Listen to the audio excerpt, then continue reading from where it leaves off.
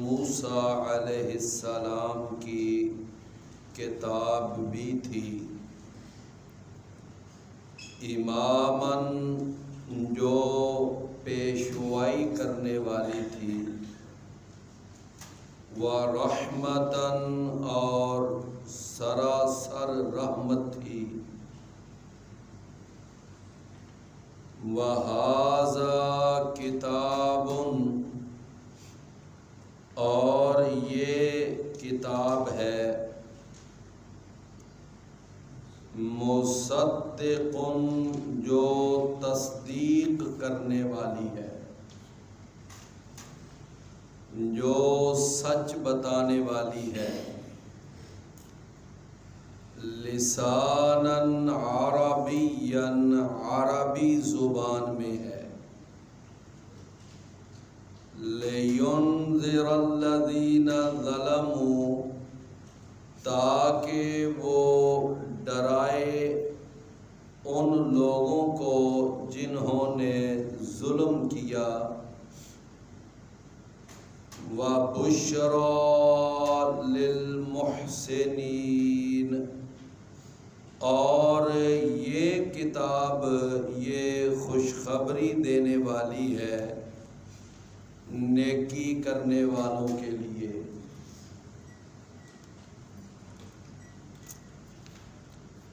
اللہ تعالیٰ نے اس آیت کریمہ میں فرمایا کہ یہ قرآن مجید جو ہے،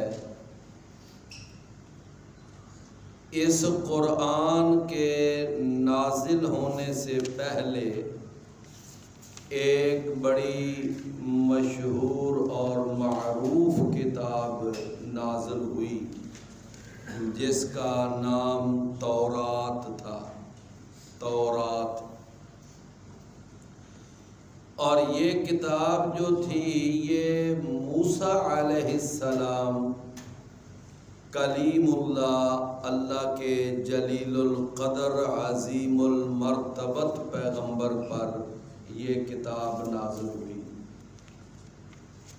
تختیوں کی شکل میں کوہ طور پر ساری کی ساری ایک ہی دفعہ اللہ نے اس کتاب کو نازل کیا۔ تو فرمایا کہ وہ کتاب جو تھی نا، یعنی تورات، اپنے وقت میں جب وہ نافذ العمل تھی، جب وہ نافذ العمل تھی،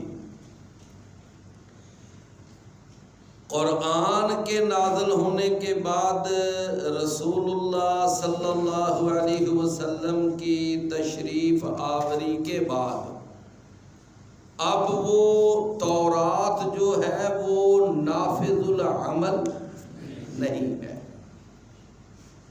اب وہ منسوخ ہو چکی ہے اور اس کی حیثیت ایک منسوخ کتاب والی ہے۔ لیکن اپنے دور میں جب یہ نافذ العمل تھی، یہ اس وقت کی بات ہے۔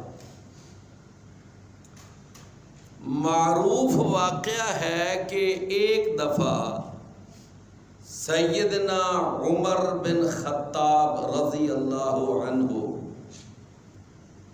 ان کے ہاتھ کہیں سے تورات کے کچھ اوراق ان کے ہاتھ لگ گئے، تو عمر بن خطاب رضی اللہ عنہ وہ اوراق پڑھ رہے ہیں اور ان کا مطالعہ کر رہے ہیں، تو مشکات کے اندر اس کی پہلی جلد میں کتاب الاعتصام بالکتاب والسنہ، اس کے اندر یہ حدیث موجود ہے مشکات میں۔ تو عمر بن خطاب رضی اللہ عنہ وہ اس کو پڑھ رہے ہیں، مطالعہ کر رہے ہیں، تو نبی کریم صلی اللہ علیہ وسلم کی نظر پڑی کہ یہ عمر بڑی دلچسپی سے، بڑے ذوق سے اور بڑے شوق سے یہ تورات پڑھ رہے ہیں۔ تو نبی کریم صلی اللہ علیہ وسلم کا چہرہ انور، آپ کا رخ زیبا غصے کی وجہ سے، ناراضگی کی وجہ سے سرخ ہونے لگ گیا، سرخ ہوتا جا رہا تھا۔ اور صحابہ یہ فرماتے ہیں کہ ہم نے آپ کے چہرے کا یہ انداز کئی دفعہ ملاحظہ کیا کہ جب آپ کو کسی بات پر غصہ آتا تھا، ناراض ہوتے تھے، تو آپ کے یہ جو رخسار مبارک ہے نا، یہ سرخ ہو جاتے اور ایسے ان میں سرخی آ جاتی جیسے انار کا دانہ ہوتا ہے، سرخ انار کا دانہ۔ تو نبی کریم صلی اللہ علیہ وسلم یہ ناراضگی کا وہ سلسلہ ہے، تو عین اس موقع پر سیدنا عمر تو نہیں دیکھ رہے آپ کے، وہ اپنے دھیان سے پڑھتے جا رہے ہیں، دیکھ رہے ہیں، مطالعہ کر رہے ہیں، لیکن سیدنا ابو بکر رضی اللہ عنہ کی نظر پڑی اور انہوں نے فرمایا کہ یہ آپ نے جب دیکھا نا کہ اللہ کے رسول بار بار عمر کی طرف دیکھ رہے ہیں اور اس قدر غصے کا آپ اظہار کر رہے ہیں اور وہ توجہ ہی نہیں دے رہے، تو اس وقت سیدنا ابو بکر رضی اللہ عنہ نے توجہ دلائی، فرمانے لگے کہ اما تری الی وجہ رسول اللہ صلی اللہ علیہ وسلم، کہ اے عمر تو رسول اللہ صلی اللہ علیہ وسلم کے چہرہ اقدس کو نہیں دیکھ رہا، تو ادھر نہیں توجہ دے رہا کہ آپ ذرا چہرہ تو دیکھ، آپ کتنے ناراض ہو رہے ہیں، آپ کو کتنا غصہ آ رہا ہے اور تو تورات پڑھ رہا ہے۔ تو جناب عمر رضی اللہ عنہ نے فوراً وہ اوراق بند کیے، تو رسول اللہ صلی اللہ علیہ وسلم سے عرض کرتے ہیں کہ رضیت باللہ ربا وبالاسلام دینا وبمحمد نبیا، کہ میں اللہ کے رب ہونے پر اور اسلام کے دین ہونے پر اور محمد کریم صلی اللہ علیہ وسلم کے نبی رسول ہونے پر میں راضی ہوں، میں مطمئن ہوں، مجھے کوئی اس کے اوپر کوئی تشویش یا کوئی کسی قسم کا تحفظ نہیں ہے، میں تو ویسے ہی تورات پڑھ رہا تھا۔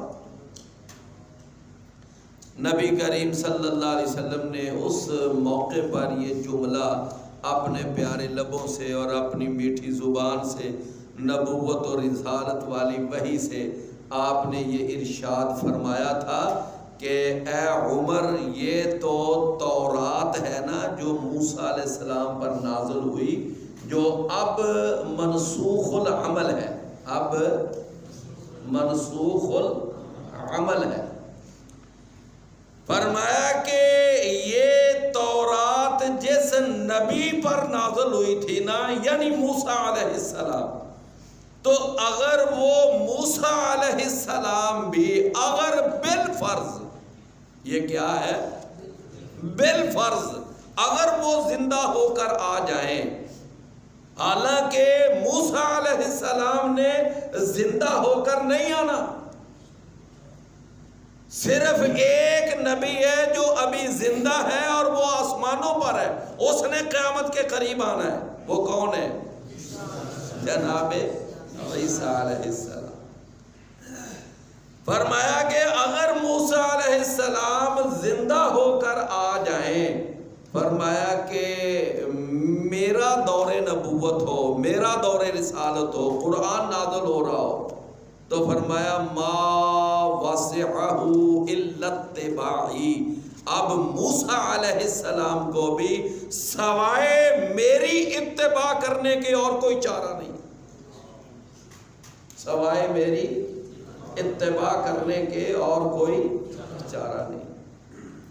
موسیٰ علیہ السلام آ کر اب اپنا دین موسوی جو ہے وہ اس کو آگے نہیں چلا سکتے، وہ اپنی وہ شریعت موسوی کی تبلیغ اور اس کی دعوت انسانیت کو نہیں دے سکتے۔ کیوں؟ اس لیے کہ ان کی شریعت اب منسوخ ہو چکی ہے، سمجھے نا؟ تو میں نے اس لیے یہاں پر یہ بات عرض کی کہ وَمِن قَبْلِهِ کتاب موسیٰ، اور اس قرآن سے پہلے موسیٰ علیہ السلام کی کتاب تورات، وہ بھی جب نافذ العمل تھی، جب نافذ العمل تھی، اب وہ کیا ہے؟ منسوخ العمل۔ اچھا، ویسے ایک چھوٹی سی بات میرے بھائیوں، اگر موسیٰ علیہ السلام جو اللہ کے اولو العزم پیغمبروں میں سے ایک پیغمبر ہیں، اولو العزم پیغمبروں میں سے ایک پیغمبر ہیں، اور بڑے جلیل القدر پیغمبر ہیں، اور اللہ کے ہاں ان کا ایک بڑا مقام ہے، وَكَلَّمَ اللَّهُ مُوسَىٰ تَكْلِيمًا، جن سے اللہ تعالیٰ نے ڈائریکٹ بغیر کسی واسطے کے اللہ نے کلام کی ہے، کوئی واسطہ درمیان میں نہیں، وہ موسیٰ علیہ السلام۔ تو وہ موسیٰ علیہ السلام نبی کریم صلی اللہ علیہ وسلم کے تشریف لے آنے کے بعد، نبوت کا اعلان کر دینے کے بعد، اب وہ موسیٰ علیہ السلام اپنی شریعت موسوی اب وہ آگے نہیں چلا سکتے، ان کی شریعت موسوی اب آگے نہیں چل سکتی۔ سمجھ آئی نا بات کی؟ تو مجھے ایمانداری سے بتائیں کہ اس امت کے کسی امتی کی فقہ نبی صلی اللہ علیہ وسلم کے ہوتے ہوئے آگے چل سکتی ہے؟ تو میری بات آپ سمجھے ہیں کہ اس امت کے کسی امتی امام، اس امت کے کسی امتی محدث یا مفسر یا ایک بہت بڑی کوئی عالم شخصیت بھی ہو، تو وہ یعنی اس کی یعنی شریعت یا اس کی فقہ وہ آگے چل سکتی ہے؟ سوال ہی پیدا نہیں ہوتا۔ تو میرے بھائیوں، جب موسیٰ علیہ السلام کی شریعت جو اللہ کے نبی ہے وہ نہیں چل سکتی، تو کسی امتی کی آگے فقہ کیسے چل سکتی ہے؟ آج ہم نے چلائی ہوئی ہے جی، میں فقہ حنفی کو مانتا ہوں، میں فقہ مالکی کو مانتا ہوں، میں فقہ شافعی کو مانتا ہوں، میں فقہ یعنی حنبلی کو مانتا ہوں، جی میں فقہ جعفریہ کا ماننے والا ہوں۔ یعنی یہی تو مسلمانوں کے اندر فرقہ واریت کا سب سے بڑا سبب بنا کہ اپنے اپنے من پسند اماموں کی ہم نے فقہ بنا کر اور ان کے نام پر فقہ تیار کر کے ہم نے آگے لانچ کی، اور پھر ان کے الگ الگ فالوورز ہم نے دنیا کے اندر دیکھے، یہ جناب احناف ہیں، یہ شوافے ہیں، یہ مالکی ہیں، یہ جعفری ہیں، یہ فلاں ہیں، یہ فلاں ہیں۔ مجھے بتاؤ کہ مسلمانوں کے اندر فرقہ واریت کی یہ لعنت کیسے آئی؟ اسی طرح آئی ہے۔ اور اگر سارے اس بات پر اکتفا کرتے کہ نہیں، ہمیں صرف اور صرف محمد رسول اللہ صلی اللہ علیہ وسلم کی اتباع اور اطاعت اور ان کی فرما برداری ہی کافی ہے، ہم نے کسی اور امام اور کسی اور فقیہ اور محدث کی فقہ کو نہیں ماننا، تو مسلمانوں کے اندر کبھی یہ فرقہ واریت کی لعنت نہ آتی۔ آج فرقہ واریت کا رونا سارے روتے ہیں، شور ساری ڈالتے ہیں، فرقہ واریت ایک لعنت ہے، فرقہ واریت ایک ناسور ہے، مسلمانوں کو فرقہ واریت نے تباہ کر دیا، مسلمانوں کو فرقہ واریت نے برباد کر کے رکھ دیا، لیکن اس سبب کی طرف نہیں جاتے کہ وہ سبب کیا بنا تھا مسلمانوں میں فرقہ واریت کا۔ وہ سبب یہی تو بنا تھا میر کیا سادہ ہے، میر کیا سادہ ہے کہ بیمار ہوئے جس کے سبب اسی عطار کے لونڈے سے دوا لیتے ہیں، کہ بھئی جس وجہ سے یہ فرقہ واریت بنی وہ سبب تو ہم چھوڑ نہیں رہے. سمجھے؟ تو اللہ تعالیٰ نے ارشاد فرمایا وَمِن قَبْلِهِ، اور اس سے پہلے یعنی اس قرآن سے پہلے کتاب موسیٰ علیہ السلام کی کتاب تھی. یہ میں نے وہ جملہ یاد رہے گا نا درمیان میں، جب وہ نافذ العمل تھی، اب وہ نافذ العمل نہیں ہے. اب نہ انجیل نافذ العمل ہے، نہ زبور نافذ العمل ہے، نہ تورات نافذ العمل ہے. اب نافذ العمل جو شریعت ہے وہ کیا ہے؟ قرآن اور حدیث، اور اسی نے اب قیامت تک نافذ رہنا ہے. ان کو منسوخ کرنے والی کوئی چیز نئی نہیں آئے گی. سمجھائی نا؟ فرمایا کہ اس سے پہلے موسیٰ علیہ السلام کی کتاب تورات تھی. فرمایا وہ کیا تھی؟ ذرا توجہ سے سننا. اماماً، وہ اپنے وقت میں، وہ اپنے دور میں کیا تھی؟ اماماً، وہ پیشوائی کرنے والی تھی. وہ کیا کرتی تھی؟ وہ پیشوائی تھی، پیشوائی کرتی تھی. اب یہاں پر میں ایک بات آپ سے عرض کروں گا، توجہ سے ذرا سننا. امام، یہاں لفظ کیا استعمال ہوا ہے؟ امام. امام اگر الف کے نیچے زیر ہو تو اس کا معنی ہوتا ہے پیشوا. کیا معنی ہوتا ہے؟ اور اگر الف کے اوپر زبر ہو تو پھر وہ لفظ ہوتا ہے امام. امام کا معنی ہوتا ہے سامنے، وہ ایک جہت ہے، وہ ایک طرف ہے. سمجھائی نا؟ امام کا معنی ہوتا ہے پیشوا، پیشوا. تو عربی زبان کے اندر یہ جو لفظ ہے یہ قرآن اور حدیث کے اندر بلا کن کن افراد کے اوپر بولا گیا ہے. سب سے پہلے نمبر پر یہ لفظ بولا گیا ہے، یعنی جو مسلمانوں کا حکمران ہو، جو مسلمانوں کا خلیفہ ہو، یعنی مسلمانوں کا موجود حکمران اور خلیفہ، اس کو کہتے ہیں امام. اس کو کیا کہتے ہیں؟ امام. اور اس کی جمع آتی ہے ائمہ. جمع کیا آتی ہے؟ ائمہ. حدیث میں آتا ہے کہ جب نبی کریم صلی اللہ علیہ وسلم کی وفات ہو گئی، آپ دنیا سے انتقال فرما گئے، تو آپ کی ابھی یعنی وفات کے بعد آپ کا جسد خاکی اور آپ کا جسد اطہر ابھی پڑا ہوا ہے، ابھی تدفین کا مرحلہ نہیں ہوا تھا. تو یہ ایک ایشو اٹھا تھا کہ مسلمانوں کا اب خلیفہ کون ہوگا. تو اس وقت جو مہاجرین تھے ان کا موقف تھا کہ خلیفہ ہم میں سے ہوگا، اور ہم نے اسلام کے لیے قربانیاں دی، ہجرتیں کی، گھر بار چھوڑے، اپنے بیوی بچے چھوڑے، اور اپنی حویلیاں، کوٹھیاں، زمینیں، سب کچھ چھوڑا.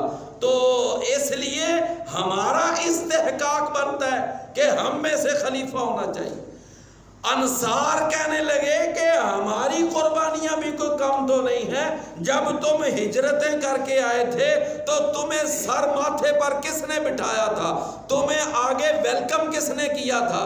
اور تمہیں یعنی اس وقت ریسیو کرنے والے کون تھے؟ ہم ہی تھے جنہوں نے اپنی زمینیں بانٹ دی، اپنی جائیدادیں تقسیم کر دی، اور تمہیں اپنے ساتھ ہر لحاظ سے شامل کیا. وَيُؤْثِرُونَ عَلَىٰ أَنفُسِهِمْ وَلَوْ كَانَ بِهِمْ خَصَاصَةٌ. ہماری بھی تو خدمات ہیں. بس یہ بحث ہے کہ چل رہی ہے. تو جناب سیدنا ابو بکر رضی اللہ عنہ خلیفہ اول بلا فصل، افضل البشر بعد الانبیاء، نبیوں رسولوں کے بعد سب سے افضل شخصیت، اور جس کے اوپر تمام اہل سنت کے تمام مکاتب فکر کا اتفاق ہے کہ نبیوں رسولوں کے بعد جو سب سے افضل شخصیت ہے وہ اس نیلے آسمان کے نیچے خاکی زمین کے اوپر پوری کائنات رنگ و بو میں وہ جناب ابو بکر صدیق ہے رضی اللہ عنہ۔ تو ابو بکر صدیق رضی اللہ عنہ نے یہ مسئلہ حل کیا۔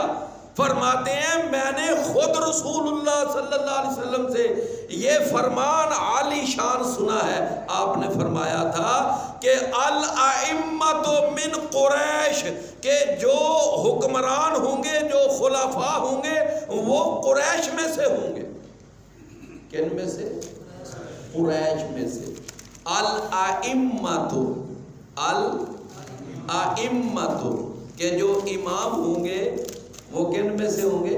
تو اس حدیث میں الائمۃ کا معنی کیا ہے؟ حکمران، خلفاء۔ اور آپ نے وہ ایک معروف حدیث ہے آپ نے سنی کہ آپ نے فرمایا قیامت والے دن 7 خوش نصیب ہوں گے جن کو اللہ عرش کا سایہ نصیب کرے گا۔ ان میں سے سب سے پہلے نمبر پر آپ نے جو انسان اور جو فرد بیان کیا وہ کون ہے؟ فرمایا امام عادل، امام عادل، کہ وہ امام جو عدل کرنے والا ہے۔ یہاں کیا معنی ہے؟ وہ امام جو عدل کرنے والا، یعنی وہ حکمران، وہ خلیفہ جو عدل کرنے والا۔ تو میرے بھائیوں، امام کا سب سے پہلا پھر معنی کیا ہوا؟ امام کا سب سے پہلا معنی کیا ہوا؟ حکمران، خلیفہ۔ میری بات آپ سمجھ رہے ہیں نا؟ یہ ذہن میں رکھنا ذرا، پہلا معنی کیا ہے؟ حکمران اور خلیفہ۔ رسول اللہ صلی اللہ علیہ وسلم نے فرمایا الامام جنت، کہ جو خلیفہ ہوتا ہے وہ ایک ڈھال ہوتی ہے اور اس ڈھال کے ساتھ لڑا جاتا ہے، یعنی اس خلیفے کو ڈھال کے طور پر استعمال کر کے کفار سے جنگ کی جاتی ہے۔ تو یہ جو خلیفہ ہوتا ہے وہ کیا ہوتا ہے؟ ایک ڈھال ہے۔ تو یہ 3 حدیثیں میں نے آپ کو سنائی جن کے اندر امام کا معنی کیا ہے؟ حکمران، خلیفہ۔ دوسرا ایک امام کا معنی ہوتا ہے وہ ہے، یعنی امام کا معنی کہ جو نماز پڑھانے والا۔ کیا معنی؟ نماز پڑھانے والا، اس کو بھی امام کہتے ہیں۔ اور صحیح مسلم میں حدیث آتی ہے، صحیح مسلم میں نبی کریم صلی اللہ علیہ وسلم نے فرمایا کہ جعل الامام لیؤتم بہ، کہ امام اس لیے بنایا جاتا ہے کہ تاکہ اس امام کی اقتدا کی جائے، اس امام کی پیروی کی جائے، اس امام کو فالو کیا جائے۔ فرمایا فَإِذَا كَبَّرَ فَكَبِّرُوا، جب وہ تمہارا امام اللہ اکبر کہے تو تم بھی اللہ اکبر کہو، جب وہ تمہارا امام رکوع جائے تو تم بھی رکوع جاؤ، جب وہ سجدے میں جائے تو تم بھی سجدہ کرو۔ فرمایا جب وہ تمہارا امام قراءت کرے تو اس وقت تم خاموش رہو۔ اب آپ نے غور کیا اس حدیث میں جو آپ نے فرمایا کہ امام اس لیے بنایا جاتا ہے کہ اس کی اقتدا کی جائے، اس حدیث میں امام سے کون سا امام مراد ہے؟ جی نماز پڑھانے والا۔ مطلب یہ ہے کہ یہ معنی مراد ہے اس حدیث میں۔ اچھا اب کتنے معنی ہو گئے؟ ایک امام کا معنی ہو گیا خلیفہ اور حکمران، اور دوسرا معنی کیا ہو گیا؟ نماز پڑھانے والا نبی کریم صلی اللہ علیہ وسلم وہ یعنی حکمران ہونے کے معنی میں بھی امام تھے اور نمازیں بھی آپ خود پڑھاتے تھے، تو اس لحاظ سے بھی امام تھے۔ اور جس وقت آپ زندگی کے آخری دنوں میں بیمار ہوئے تو اس وقت آپ نے یہ فرمایا تھا کہ مرو ابا بکر فلیؤم، کہ ابو بکر کو جا کر حکم دو کہ فلیؤم الناس، وہ آ کر لوگوں کو نماز پڑھائے، لوگوں کا امام بنے، آ کر لوگوں کا آ کر کیا بنے؟ امام بنے، یعنی کیا کرے؟ آ کر نماز پڑھائے۔ امام کا ایک تیسرا معنی بھی ہوتا ہے، تیسرا معنی وہ ذرا غور سے سننا، وہ کیا ہے؟ امام کا تیسرا معنی، امام کا ایک تیسرا معنی یہ ہے کہ وہ شخص کہ جو اپنی اپنی فیلڈ میں یا اپنے میدان میں وہ کسی بھی فن کے اندر ماہر ہو، اس کو بھی امام کہتے ہیں، اس کو بھی کیا کہتے ہیں؟ امام۔ وہ اپنی فیلڈ میں کیا ہے؟ ماہر ہے۔ اور اس کے لیے آپ یہ سمجھیں کہ ایک لفظ بولتے ہیں ماسٹر، یہ انگلش میں ایک لفظ استعمال ہوتا ہے، یہ جی اپنے فن کا ماسٹر ہے۔ اور ایک لفظ استعمال ہوتا ہے the leading personality, the leading personality, کہ آپ ذرا دیکھیں کہ اگر لغت کو دیکھا جائے تو لغت کے اندر جو سب سے بڑا امام ہے، جو سب سے بڑا ماہر تھا اور اس لغت کے اندر جس کو ملکہ حاصل تھا، وہ کون تھے؟ امام خلیل۔ کون تھے؟ امام خلیل۔ اور اسی طرح صرف کے اندر، نحو کے اندر جن کو بڑا ملکہ حاصل تھا، بڑا ملکہ، ان کا نام تھا امام سیبویہ۔ امام سیبویہ یہ ایک نام ہے۔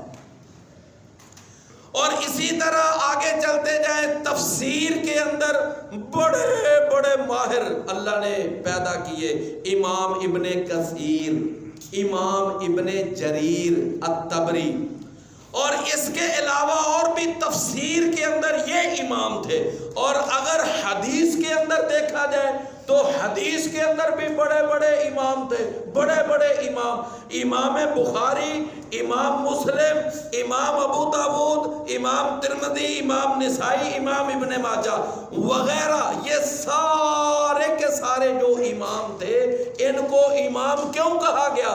کہ ان کا بڑا ملکہ تھا، انہیں بڑی ایک یعنی ان کو ایک حیثیت حاصل تھی حدیث کے اندر، حدیث بہت زیادہ یاد، حدیث پر ان کو بڑا ایک عبور حاصل تھا، تو اس لیے یہ سارے کیا تھے؟ حدیث کے امام۔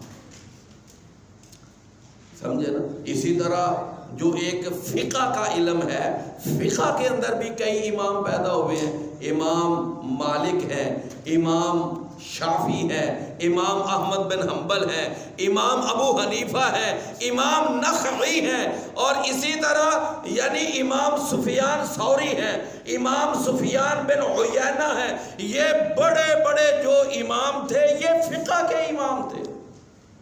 اب ذرا دوبارہ بات کو سمجھیں کہ لغت کا امام کون تھا؟ امام خلیل۔ صرف نحو کا امام کون تھا؟ سیبویہ۔ اور تفسیر کے بڑے بڑے امام کون تھے؟ امام ابن کثیر اور امام ابن جریر الطبری۔ اور اسی طرح حدیث کے بڑے امام جن کے میں نے آپ کو نام بتائے اور اکثر آپ کو یاد ہے، امام بخاری، امام مسلم، امام ابو داؤد، امام وغیرہ وغیرہ۔ اور اسی طرح فقہ کے امام، یعنی یہ وہ لوگ تھے کہ جو اپنے اپنے میدان کے اندر اور اپنی اپنی فیلڈ میں ایک مکمل یعنی بہت حد تک مہارت رکھتے تھے اور ان کو ایک ملکہ اور ایک عبور حاصل تھا، اس لیے یہ سارے اپنی اپنی فیلڈ میں کیا تھے؟ امام۔ تو کتنے معنی ہو گئے جی بھائی؟ ایک ہے کہ حکمران اور خلیفہ، اور دوسرا معنی ہے نماز پڑھانے والا، وہ بھی امام ہے، اور تیسرا معنی کہ اپنی فیلڈ میں ماہر، اپنی فیلڈ میں ماہر، اس کو بھی امام کہتے ہیں۔ فرمایا وَجَعَلْنَا مِنْهُمْ أَئِمَّةً يَهْدُونَ بِأَمْرِنَا، اور ہم نے ان میں کئی امام بنائے کہ وہ ہمارے حکم کے مطابق لوگوں کی رہنمائی کرتے تھے۔ سمجھے نا؟ یعنی دین کے یعنی بڑے بڑے مبلغ، بڑے بڑے داعی اور بڑا کام کرنے والے، یہ بڑے بڑے ماشاءاللہ یہ اپنی اپنی فیلڈ کے امام تھے، اپنی اپنی فیلڈ میں ماہر تھے۔ اچھا اب آگے چلیے کہ یہ تو ہو گئے نا 3 معانی، اور ایک معنی یہ بھی لوگ کرتے ہیں، وہ ہے یعنی دین کا امام۔ کون؟ دین کا امام۔ میرے پیارے بھائیوں یاد رکھیے، دین کا امام صرف محمد رسول اللہ۔ بس یہ بات آپ نے بس سمجھ لینی۔ لوگوں نے یہ جو کہا ہوا ہے نا جی میرا امام ابو حنیفہ ہے، کوئی کہتا ہے میرا امام شافعی ہے، کوئی کہتا ہے میرا امام مالک ہے، یعنی وہ اس سینس میں لیتے ہیں کہ میں اپنی زندگی امام ابو حنیفہ کے بتائے ہوئے یعنی طریقوں کے مطابق گزارتا ہوں، میں اپنی زندگی امام مالک کے بتائے ہوئے طریقوں کے مطابق گزارتا ہوں، جی میں اپنی زندگی امام جعفر صادق کے بتائے ہوئے طریقوں کے مطابق گزار۔ اس کا معنی کہ اس نے تو پھر اپنے دین کا امام ابو حنیفہ کو بنا لیا، امام مالک کو بنا لیا، امام جعفر صادق کو بنا لیا، حالانکہ دین کا امام اللہ نے پوری انسانیت کے لیے اب ایک ہی بنایا ہے، اور وہ کون ہے؟ وہ صرف محمد رسول اللہ۔ یہ بات اگر ہمیں سمجھ آ جائے، اللہ جانتا ہے بڑے ہی مسئلے حل ہو جائے، بڑے ہی مسئلے حل ہو جائے۔ کہ آج لوگ جو ہے نا وہ اس تقلیدی سلسلوں میں گم ہو کر، تقلیدی سلسلوں میں پڑھ کر وہ آج اپنے اصلی حقیقی دین کے امام کو بھولے ہوئے ہیں۔ اچھا بھئی کیا دلیل ہے کہ دین کا امام صرف محمد الرسول اللہ ہے؟ کیا دلیل ہے اس کی؟ اللہ نے جب وحی کو نازل کرنا چاہا تو اللہ نے فرمایا یا ایھا المدثر قم فانذر، اے چادر لپیٹنے والے اٹھئے، کمر بستہ ہو جائیے اور لوگوں کو ڈرائیے۔ تو اللہ نے اس دین کو کھڑا کرنے کے لیے کس کو کھڑا کیا تھا؟ محمد کریم صلی اللہ علیہ وسلم۔ اور پھر ان پہ فرشتہ آیا، ان پہ وحی آئی، ان پر شریعت نازل ہوئی، تو پھر دین کا امام کون ہوا؟ کیا امام ابو حنیفہ رحمت اللہ علیہ کو اللہ نے کھڑا کیا تھا کہ قم فانذر، یا امام مالک کو کھڑا کیا تھا، یا امام احمد بن حنبل کو کھڑا کیا تھا؟ کس کو کھڑا کیا تھا؟ اور پھر کلمہ میں ہم پڑھتے ہیں لا الہ الا اللہ محمد الرسول اللہ، لہذا محمد الرسول اللہ ہمارا کلمہ یہ بتاتا ہے کہ دین کا امام صرف محمد الرسول اللہ، دین کا امام صرف محمد الرسول اللہ اکبر۔ آج دیکھ لیں کوئی جناب حنفی بن بیٹھا، کوئی شافعی بن بیٹھا، کوئی مالکی بن بیٹھا، کوئی حسینی بن بیٹھا۔ کیا بن بیٹھا؟ حسینی۔ میں کون ہوں جو میں حسینی ہوں؟ سمجھے؟ میرے بھائیوں ہمارے لیے تو یہ نسبت کافی ٹھیک ہے ہم محمدی ہیں۔ اللہ اکبر، کیڑا نقص تساں نبی وچ دیکھیا، کیڑا نقص تساں نبی وچ ڈٹھا کہ نسبت نبیوں توڑی، کیڑا نقص تساں نبی وچ ڈٹھا کہ نسبت نبیوں توڑی، نسبت توڑ مدینے والوں اوراں دے ول جوڑی، اوروں کے ساتھ ہم اپنی نسبتیں جوڑ رہے ہیں کہ میں فلاں ہوں، میں فلاں ہوں، میں فلاں ہوں۔ میرے بھائیوں، دین کا امام صرف اور صرف کون ہے؟ محمد۔ ہاں، امام ابو حنیفہ رحمۃ اللہ علیہ کو اگر کوئی فقہ کا امام مان کر امام ابو حنیفہ کہہ لے تو کوئی حرج نہیں ہے، لیکن جب کوئی امام ابو حنیفہ رحمۃ اللہ علیہ کو اپنا دین کا امام مان کر امام ابو حنیفہ کہتا ہے، یہ غلط کہتا ہے۔ آپ میری بات سمجھ آئی نا؟ ہاں، فقہ کا امام مان کر کوئی کہے امام ابو حنیفہ، ہمیں کوئی مسئلہ نہیں ہے، لیکن جب کوئی یہ کہتا ہے نا جی میں حنفی ہوں، بھائی کیا ہوں، اس لیے میرا امام ابو حنیفہ ہے، میں امام ابو حنیفہ کی تقلید کرتا ہوں، میں امام ابو حنیفہ کے بتائے ہوئے طریقے کے مطابق نماز پڑھتا ہوں، میں امام ابو حنیفہ کے بتائے ہوئے طریقے کے مطابق حج اور عمرہ کرتا ہوں، میں امام ابو حنیفہ کے بتائے ہوئے طریقے کے مطابق طلاق دیتا ہوں اور اس کے مطابق نکاح کرتا ہوں، تو جب وہ یہ بات کہتا ہے تو ایمانداری سے بتائیں اس نے اپنے دین کا امام کس کو مانا؟ جی، اس نے تو اپنے دین کا امام پھر امام ابو حنیفہ کو مانا، حالانکہ دین کا امام کون ہے؟ محمد رسول۔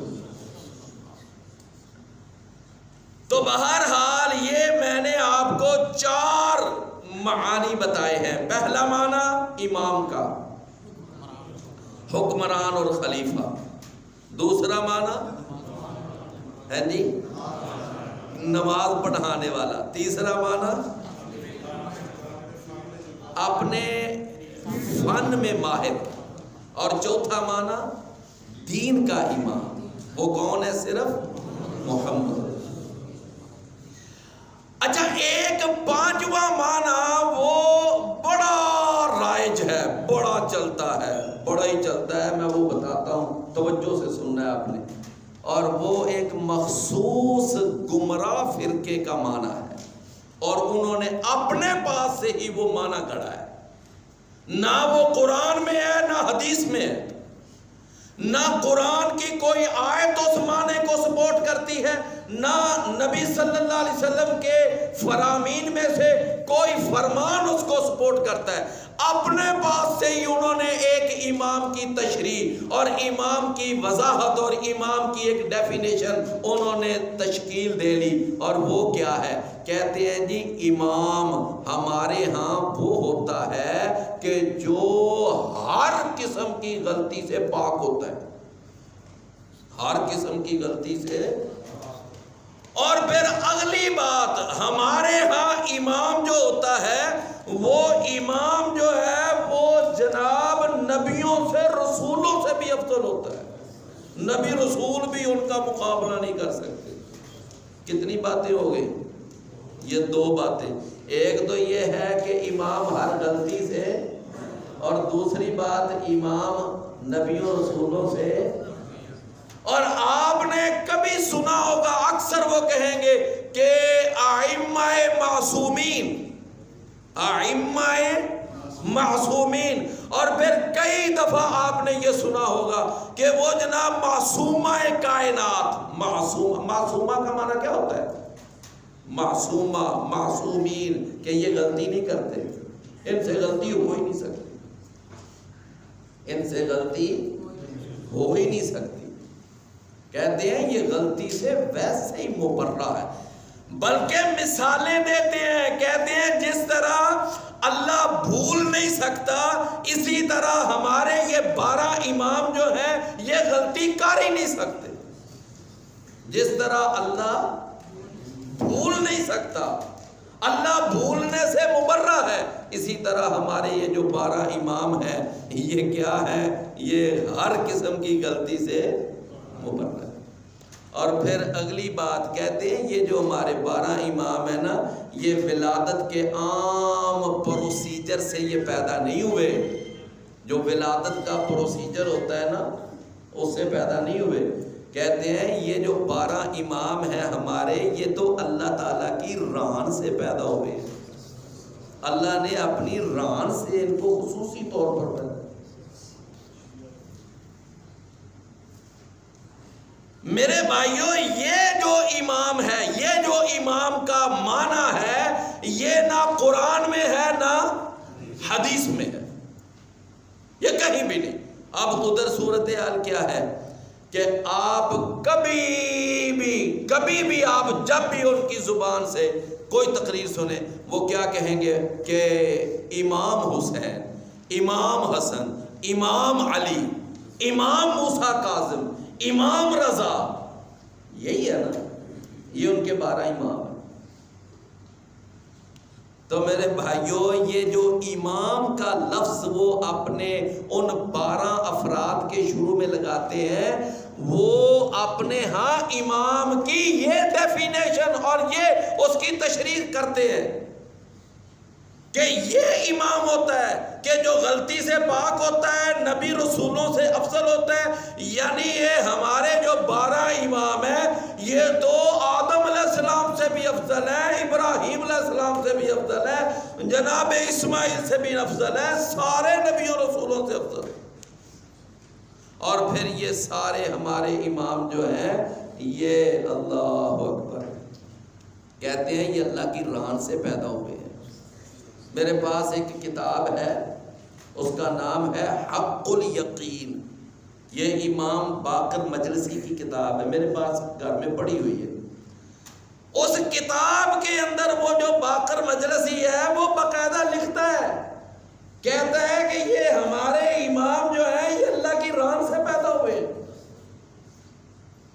اب آپ بتائیں ذرا کہ یہ جو امام کا 5واں میں نے آپ کو مطلب بتایا، یہ نہ قرآن میں نہ حدیث میں، کہیں بھی نہیں.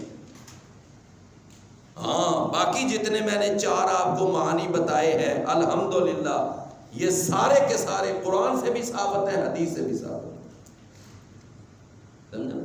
میں اسی لیے میں نے، آپ نے کبھی غور کیا ہوگا کہ میں جب بھی سیدنا حسین رضی اللہ عنہ کا نام لیتا ہوں نا، میں کبھی امام حسین نہیں کہتا. میں کیا کہتا ہوں؟ سیدنا حسین رضی اللہ. کیوں؟ اسے آپ ہی ہیں. سیدنا حسن رضی اللہ عنہ، سیدنا علی رضی اللہ عنہ. بھائی ان میں سے جو صحابہ کی کیٹیگری میں آتے ہیں ان کو سیدنا، جس طرح ہم سیدنا ابو بکر، سیدنا عمر، سیدنا عثمان، سیدنا علی، سیدنا طلحہ، سیدنا زبیر، سیدنا حسن، سیدنا حسین، ہم یہاں پر آ کر کانی ونڈ کیوں کرتے ہیں کہ سیدنا ابو بکر کے ساتھ لگائے سیدنا عمر کے ساتھ لگائے سیدنا عثمان کے ساتھ سیدنا، اور جب سیدنا حسن اور سیدنا حسین کا نام آئے تو ہم کہیں جی امام حسن، امام حسین. بھئی کیوں؟ کس معنی میں وہ امام ہے؟ ذرا بتاؤ نا، وہ 4 معانی جو ہیں کس معنی میں؟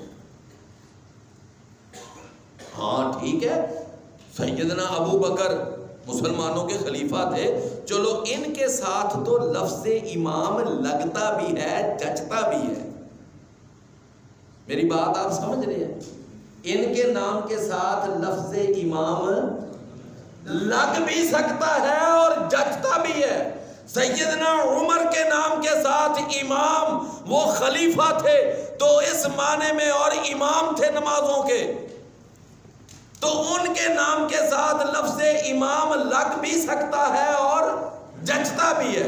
سیدنا عثمان کے ساتھ، سیدنا علی کے ساتھ، سیدنا حسن بھی 6 ماہ خلیفہ رہے ہیں، ان کے ناموں کے ساتھ تو لفظ امام لگ سکتا ہے. لیکن یہ ہے کہ اگر لگانا ہے تو پھر سب کے ساتھ لگاؤ. اگر لگانا ہے تو پھر سب کے ساتھ لگاؤ نا. پھر یہ کیا ہوا کہ سیدنا ابو بکر کے ساتھ حضرت، سیدنا عمر کے ساتھ حضرت، سیدنا عثمان کے ساتھ حضرت، اور جب سیدنا علی اور حسن اور حسین، جب ان کا نام آئے تو امام علی، امام حسین، امام حسن، پھر یہاں آ کر امام کی سیری شروع ہو جاتی ہے۔ میں یہ جو آپ کو توجہ دلا رہا ہوں، یہ ایک بہت بڑی ایک یعنی کہ زبان زد عام غلطی ہے، اور ہمارے بڑے بڑے جو لوگ ہیں وہ بھی اس میں احتیاط نہیں کرتے، سمجھے نا۔ فرمایا وَمِن قَبْلِهِ کتاب موسیٰ، اور اس سے پہلے یعنی اس قرآن سے پہلے کتاب موسیٰ، موسیٰ علیہ السلام کی کتاب تھی۔ وہ کیا تھی؟ اماماً، وہ کیا تھی؟ امام، اپنے وقت میں وہ پیشوائی کرنے والی تھی، وہ لوگوں کی پیشوا تھی۔ فرمایا وَرَحْمَةً، اور وہ سراپا رحمت تھی، سمجھے نا۔ اب ہمارے قرآن کے لیے بھی یہ لفظ ہے وَنُنَزِّلُ مِنَ الْقُرْآنِ مَا هُوَ شِفَاءٌ وَرَحْمَةٌ لِلْمُؤْمِنِينَ، سمجھے نا۔ قرآن بھی رحمت ہے، تورات بھی رحمت تھی۔ فرمایا وَهَذَا كِتَابٌ، اور یہ کتاب، اب یہ کتاب سے کون سی کتاب؟ یہ ہاذا اس میں اشارہ یہ کس کی طرف جا رہا ہے؟ اس قرآن کی طرف۔ فرمایا یہ کتاب جو ہے مصدقن، یہ تصدیق کرنے والی ہے، یہ اٹیسٹیفائی کرنے والی ہے۔ یہ انگلش میں لفظ چلتا ہے نا اٹیسٹیفائی، سمجھے نا، یہ اٹیسٹیفائی کرنے والی ہے۔ فرمایا کس کو اٹیسٹیفائی کرتی ہے؟ یہ قرآن جو ہے یہ تصدیق کرتا ہے، یہ تورات کی بھی تصدیق کرتا ہے، انجیل کی بھی تصدیق کرتا ہے، زبور کی بھی تصدیق کرتا ہے، اور پہلے انبیاء کی بھی تصدیق کرتا ہے، سب کی تصدیق کرتا ہے۔ وہ آپ کو یاد ہے نا، نبی کریم صلی اللہ علیہ وسلم کے ایک صحابی جناب جعفر طیار نے جب نجاشی کے دربار میں اور اس کی پارلیمنٹ کے اندر جب سورہ مریم کی وہ ابتدائی آیات سنائی تو یاد ہے نا کہ اس وقت نجاشی نے ایک تنکا پکڑا اور ایسے فضا میں لہرا کر اس نے کہا کہ جو کتاب جناب عیسیٰ پر نازل ہوئی تھی اس کتاب کے اندر جو دعوت تھی، جو اس کے اندر موقف تھا، بالکل یہ کتاب اسی موقف کو پیش کرنے والی ہے، ایک تنکے کا بھی فرق نہیں ہے، بالکل وہی کتاب مصدقن، یہ کیا کرنے والی ہے؟ لیکن یہ وہ کتاب تورات جو اصل تورات تھی، انہوں نے تو بعد میں اس تورات کا ستیہ